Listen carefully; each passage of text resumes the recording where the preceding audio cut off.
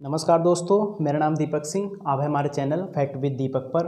और दोस्तों, मैं आपका हार्दिक अभिनंदन करता हूं अपने चैनल पर। आप सभी मेरे चैनल के बारे में जानते होंगे, है ना। चलिएगा, आप यदि मेरी लगातार वीडियो देख रहे हैं और देखना चाहते हैं तो बेल आइकन को ज़रूर ऑन कर लीजिएगा सब्सक्राइब करने के बाद, ओके। और लुत्फ़ उठाइएगा हमारी एजुकेशन का, ओके। अपने नोट्स बनाते रहिएगा। चलिएगा, हमने आपको कल 4 क्वेश्चन दिए थे। आप उनके आंसर लिखिएगा। 10 की घात 8 प्रकाश वर्ष क्या होता है?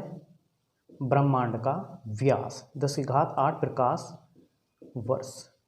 और ये प्रकाश वर्ष क्या होता है? एक प्रकाश वर्ष बराबर कितना होता है? तो आप लिखिएगा 9.46 गुणा 10 की घात 12। यदि किलोमीटर हो तो 12 लगाइएगा। यदि मीटर हो, यदि क्या हो मीटर, तो आप लगाइएगा 10 की घात 15 मीटर, ओके। क्योंकि 10 के ऊपर 10 की घात क्या है? 12। इसका मतलब है कि 10 पर कितने हैं? 12 जीरो है, ओके। और 10 की घात 15 का मतलब है 10 पर 15 जीरो है ना। तो 15 जीरो यानी मैं यदि मीटर का किलोमीटर बनाऊँ तो 1000 से भाग दूंगा, है ना। किसी को भी 1000 से भाग दूंगा तो नीचे से काटूंगा, ऊपर से काटूंगा, 3 जीरो कट जाएंगे तो कितने बचेंगे? 12। तो ये किलोमीटर में आ जाएगा, ये मीटर में, ओके। चलिएगा, पृथ्वी का घनत्व कितना होता है? कई बार पूछा गया। 5.5 ग्राम प्रति घन सेंटीमीटर। घन सेंटीमीटर, ओके। सबसे कम घनत्व किसका है? शनि का। इतना कम घनत्व है कि इसके पानी पर भी तैर जाएगा, है ना। पानी के ऊपर भी तैर जाएगा, तैरने लगेगा, तैरने लगता है, ओके। चलिएगा दोस्तों, सेशन स्टार्ट करते हैं बिना किसी टाइम को ख़राब किए, ओके।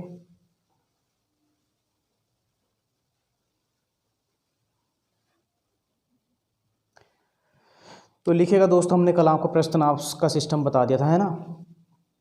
अब लिखिएगा आप, यदि मैं आपसे कहूं दोस्तों कि पर्वतीय मृदा का निर्माण किससे होता है, तो आप कहेंगे पर्वतों से ही होता है, ओके। चलिएगा, अब एक बात और लिखिएगा आप। आपने देखा है नहरों में, अरे यार हमारे मार्कर भाई साहब,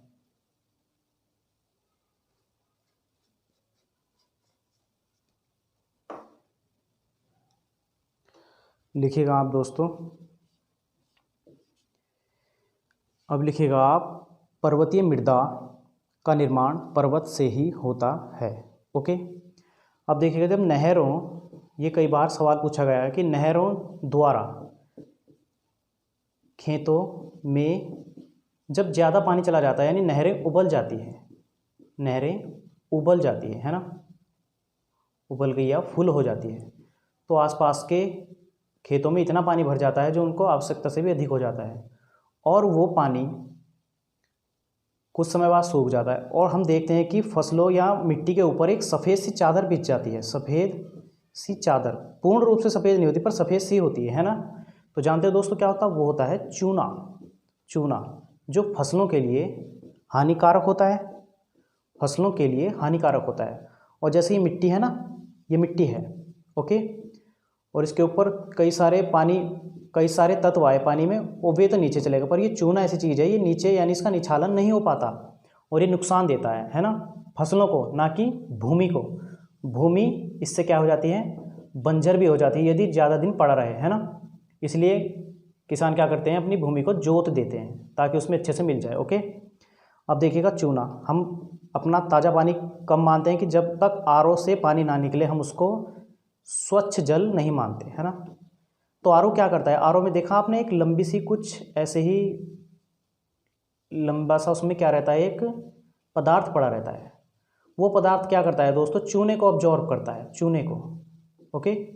चूने को अपनी ओर खींच लेता है और साफ पानी, करता कुछ नहीं है, बस चूना चूना निकाल लेता है, आपको साफ पानी देता है, उसे बोलते हैं हम साफ पानी आरओ का, ओके। तभी तो चूना निकालने पर आरओ के पानी का स्वाद कड़वा सा हो जाता है थोड़ा, है ना। चलिएगा, मैंने भी ज़्यादा नहीं पिया है कभी, आप मुझे पूरा ही शहरी समझ रहे हो, पर कई बार पिया है, ओके। चलिएगा, अब देखिए, आपने देखा होगा कि केशिका क्रिया क्या होती है। केशिका क्रिया या केशिकत्व, नली में जल का ऊपर की ओर चढ़ना ही केशिका कहलाता है ना, केशिका कहलाता है। ओके, नली में, जैसे कोई नली है, इसमें यदि मैं यहाँ से जल चढ़ाऊँ तो अपने आप ही चढ़ना स्टार्ट हो जाएगा, है ना। पर क्वेश्चन कैसे पूछा गया, देखिए कि केशिका क्रिया जो होती है, अभी देखिए क्वेश्चन मत सुनिए, पहले सुन लीजिए कि केशिका होता क्या है। आपने देखा है जब आप पहले पुराने ज़माने में डिबिया जलाते थे, डिबिया बोलते हैं जिसको, है ना, या लैंप की बत्ती में अपने आप ही तेल चढ़ता रहता है ना, और जलता रहता है, या आप चढ़ाते हो उसके अंदर बढ़ के, नहीं ना, वो ऑटोमेटिकली ऊपर वाले की देन है। देन कुछ नहीं है, सब कुछ केशिका क्रिया है ना। तो यही है जिसके कारण उसमें तेल चढ़ता है। या ब्रुश, कोई ब्रुश हम पानी में या पेंट में ऐसे डुबो दे, ऑटोमेटिकली ऊपर चढ़ जाता है ना। तो वो किसके कारण होता है, केशिका क्रिया के। ओके, या रोशनाई सोखता होता है, रोशनाई सोखता, इंक को सोख लेता है ना, उसको हम रोशनाई बोलते हैं गांव की भाषा में। ओके, और देखिए केशिका क्रिया होने के लिए, या केशिका क्रिया जो होती है वो किसकी अनुपस्थिति में होती है, यदि वो ना हो तो हो नहीं पाएगी। तो आप लिखेंगे इसका आंसर गुरुत्वाकर्षण ना हो तो केशिका क्रिया हो नहीं सकती। ओके, पेन से इंक निकल जाती है, कहाँ पर निकल जाती है, और हमारी पॉकेट पूरी ख़राब हो जाती है, कहाँ पर, प्लेन में। ओके, प्लेन में जैसे जैसे ऊपर जाते हैं हम तो गुरुत्वाकर्षण कम ही होता चला जाता है ना। तो वैसे ही ये भी अपना केशिका क्रिया अपना जोर खोना शुरू कर देती है, एब्जॉर्ब करना कम कर देती है। ओके, ये होती है केशिका क्रिया। और जिस मिट्टी में केशिका क्रिया नहीं होगी ज़्यादा तो वो मिट्टी बेकार हो जाएगी, है ना ही जल को अब्जॉर्ब कर पाएगी, ना ही कुछ। ओके, चलिएगा, इसलिए बता रहा हूँ मैं आपको ये। अब लिखिएगा आप, केशिका क्रिया फसल पर दुष्प्रभाव डालती है, बस इतना लिख लीजिएगा, ज़्यादा इसमें जानने की ज़रूरत नहीं है। अब लिखिएगा, मृदा जो बनी होती है, मृदा का संगठन, मृदा किस किस चीज़ से मिलकर बनती होती है, किस किस तत्व से। तो आप लिखिएगा, सबसे पहले तो लिखिएगा आप खनिज पदार्थ, या इसमें रेत वगैरह लिख लीजिएगा आप। ये होते हैं 40 से 45%। 40 से 45% क्या होता है, खनिज और पदार्थों के, खनिज पदार्थ। और जल लिखिए, जल कितना होना चाहिए, या मृदा कितनी होती है उसमें, जल या मृदा, है ना। मिट्टी का संगठन बता रहे हैं आपको, मिट्टी का संगठन तो कितनी होगी, 25% ये होगी, 25% ये होगी, है ना। फिर आप लिखिएगा नेक्स्ट, ह्यूमस क्या होता है। ह्यूमस मैंने सब आपको बता दिया ना, ह्यूमस होता है ना।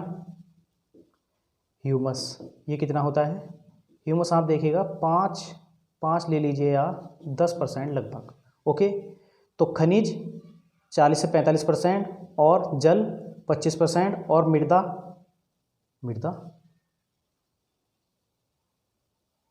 का ही तो संगठन बता रहे हैं, मृदा क्या होगी। रुकिएगा दोस्तों, एक बार मैं जरा बुक का सहारा ले लूँ, है ना। रुकिएगा 2 मिनट, रुकिएगा दोस्तों।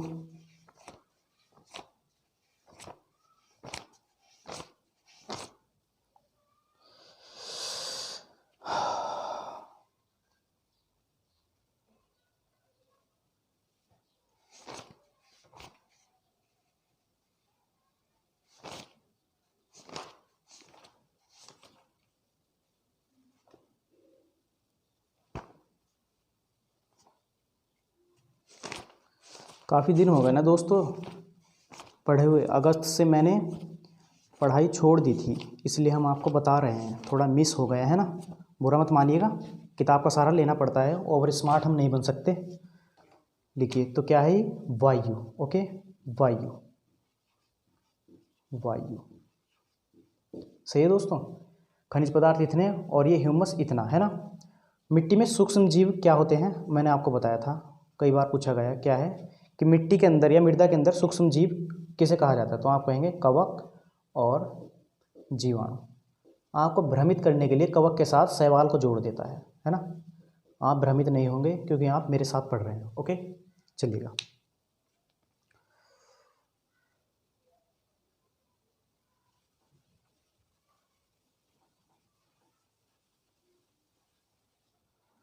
अब आप लिखिएगा उष्ण कटिबंधीय मृदा। उष्ण कटिबंधीय मृदा के बारे में भी लिखिएगा, उष्ण कटिबंधीय मृदा। इसके बारे में आपको लिखना ज़्यादा नहीं है, बस ये लिख लीजिएगा कि उष्ण कटिबंधीय मृदा में ह्यूमस की मात्रा सर्वाधिक कम होती है ना। उष्ण कटिबंधीय मृदा में ह्यूमस मैंने कई बार बता दिया आपको, ह्यूमस की मात्रा कम होती है ना, कम। जैसे लैटेराइट मृदा में। ओके, ईंट मृदा, ईंट बनाने के लिए है ना, सब बता रखा मैंने आपको। अब लिखिएगा जरा, पूछेगा क्वेश्चन लिखिएगा। आप लिखिएगा दोस्तों, क्षेत्रफल की दृष्टि से सर्वाधिक बंजर भूमि कहाँ है। क्षेत्रफल की दृष्टि से सर्वाधिक बंजर भूमि, तो आप कहेंगे राजस्थान में। अब ये मैंने क्षेत्रफल शब्द क्यों लगाया, क्योंकि मुझे पता है कि मैं आपको बताने वाला हूँ कि प्रतिशत की दृष्टि से सर्वाधिक बंजर भूमि कहाँ है, तो आप कहेंगे जम्मू एंड कश्मीर। अब विभाजन हो गया है ना, पर अभी आप यही याद रख लीजिए। ओके, अब लिखिएगा सर्वाधिक सूखी जमीन कहाँ पर है। सूखी जमीन वही होगी जहाँ वर्षा कम होगी, जैसे राजस्थान। ओके फ्रेंड्स, लेवल आपका इतना पक्का कर दूंगा, आप जीवन में कभी भूल नहीं पाएंगे। अब लिखिएगा केंद्रीय मिट्टी या मृदा संरक्षण बोर्ड की शुरुआत कब हुई थी। संरक्षण बोर्ड की शुरुआत कब हुई थी, तो आप लिखेंगे 1953 में। ओके, 1953। ओके फ्रेंड्स, सारे क्वेश्चन पूछे जा रहे हैं। अब मैं जिसका भी डिस्कस कर रहा हूँ ना आपसे, एक भी क्वेश्चन ऐसा नहीं है जो नहीं आया हुआ है। चलिएगा दोस्तों, अब थोड़े और फैक्ट लिख लीजिएगा आप। भारत में जलोढ़ मिट्टी का प्रतिशत कितना है, सब मैंने बताया आपको है ना, पर फिर भी लिख लीजिएगा। जलोढ़ का लिख लीजिएगा कितना होता है, 43% या 44 लगभग, है ना। मैंने आपको 44 लिखवा रखा है, कोई नहीं, 44 कई बार पूछा गया है, 43 समथिंग हो सकता है ना। आप होशियार हैं इतने, मुझे यकीन है आप पर। अब हम लाल मृदा की बात करें तो लाल कितना लिए बैठी है भाई, 18% लाल ने ले लिया। ओके, काली मिट्टी जी कितना लेकर बैठी हैं, 15%। ओके, फिर आई आपकी लैटेराइट,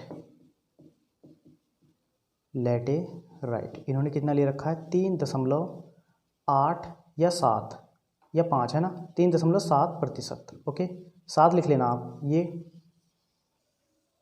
बिल्कुल स्टैंडर्ड क्वेश्चन बताए मैंने आपको। ओके, अब लिखिएगा भारत में, मैंने भी क्या बताया आपको, भारत में मृदा संरक्षण बोर्ड की शुरुआत 1953 में हुई है ना। अब आप लिखिएगा भारतीय मृदा विज्ञान संस्थान कहाँ है। भारतीय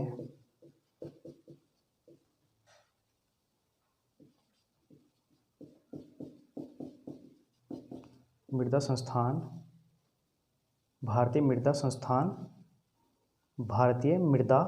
संस्थान, मृदा विज्ञान संस्थान, मृदा विज्ञान संस्थान। तो कहाँ पर ले जाएंगे आप इनको, भोपाल, मध्य प्रदेश की राजधानी। ओके, एमपी में।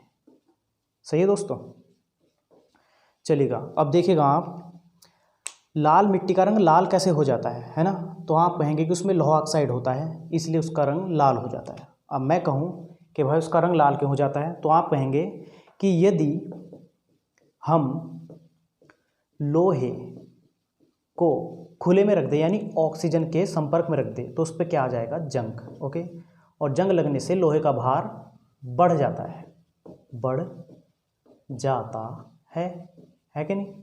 कई बार क्वेश्चन आया कि बताइए लोहे का भार घट जाएगा या बढ़ जाएगा, उतना ही रहेगा, तो बढ़ जाता है क्योंकि O2 उसके अंदर प्रवेश कर जाती है ना। तो देखिएगा आप, जंग का कहीं ना कहीं से रंग क्या हो जाता है, लाल, लाल हो जाता है ना। तो लाल मिट्टी में लोह के ऑक्साइड पाए जाते हैं। ओके, लाल मिट्टी कम वर्षा वाले क्षेत्रों में पाई जाती है। ये मैंने शुरू में आपको क्वेश्चन लिखवाया था पर लिखवा नहीं पाया था, है ना। लाल मिट्टी कम वर्षा वाले क्षेत्रों में पाई जाती है। ओके, चलिएगा, लाल मिट्टी कम वर्षा वाले क्षेत्रों में पाई जाती है, कम वर्षा वाले, कम वर्षा वाले क्षेत्रों में पाई जाती है लाल मिट्टी, है ना। चलिए अब जो थोड़ा ज़रा काली मिट्टी के बारे में लिखिएगा, कुछ क्वेश्चन है काली मिट्टी के बारे में। मिट्टी पढ़ने के बाद आप ऐसे जाकर बैठोगे एग्ज़ाम में कि आपको खुद मेरा पढ़ा हुआ महसूस होगा, मैंने आपको पढ़ाया क्या है। ओके, तो लिखिएगा काली मिट्टी के बारे में लिखिएगा। काली मिट्टी लावा से बनती है। मैंने बेसार चट्टान बताया था ना आपको, तो लावा क्या, जैसे यहाँ से ये चट्टान है, यहाँ से क्या निकली, ज्वालामुखी, आग का लावा निकला, वो यहाँ पर फैलता चला गया, ऐसे देख रहे हैं, ऐसे फैलता चला गया, और ये क्या बन गया, ट्रैप, है ना, ऐसे बन गया। ये जीना होता है ना, जीना, ओके, सीढ़ियाँ ऐसे। तो ये क्या है, लावा। तो इस मिट्टी को क्या कहते हैं, लावा मिट्टी भी कहते हैं, लावा मिट्टी भी कहते हैं किसको, काली मिट्टी को, है ना। और क्या कहते हैं, कपास मिट्टी। दुनिया भर के नाम मैंने आपको बता रखे हैं, सब याद हैं आपकी। चलिएगा,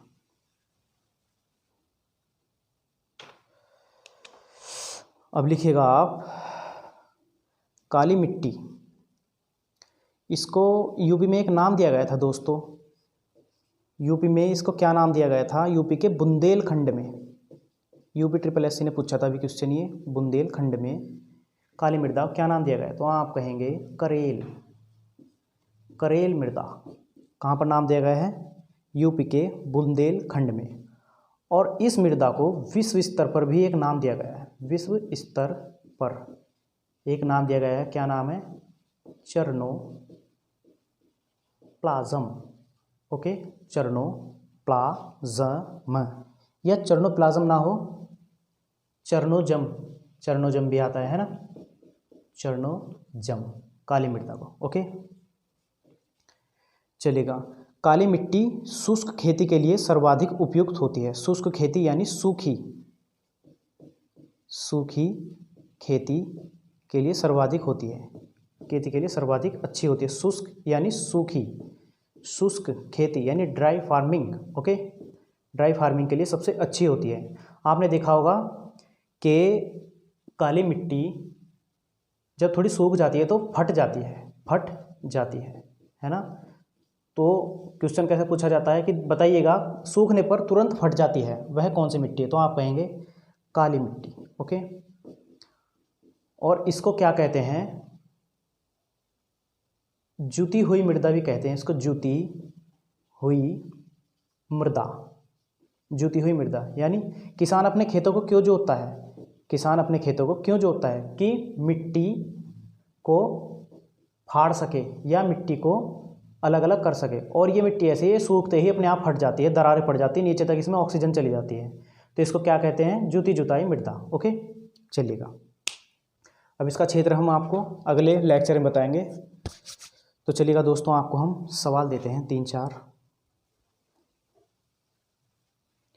सवाल। लिखिएगा आप, प्रिंटर, जो प्रिंटर होता है ना, वो फोटोस्टेट वाला प्रिंटर में किस कार्बन का प्रयोग होता है, प्रिंटर में, है ना, फोटोस्टेट जो होती है। और आप लिखिएगा कैमरा, कैमरा किस सिद्धांत पर कार्य करता है। ओके, अब लिखिएगा आप नाखून में कौन सी प्रोटीन पाई जाती है, नाखून में कौन सी प्रोटीन पाई जाती है। अब लिखिएगा आप हाथों में और पैरों में किसके नाखून ज़्यादा जल्दी बढ़ते हैं। ओके, हाथों में और पैरों में नाखून किसके जल्दी ज़्यादा बढ़ते हैं। ओके, चलिए ठीक है, तो मिलते हैं दोस्तों नेक्स्ट लेक्चर में। तब तक के लिए नमस्कार।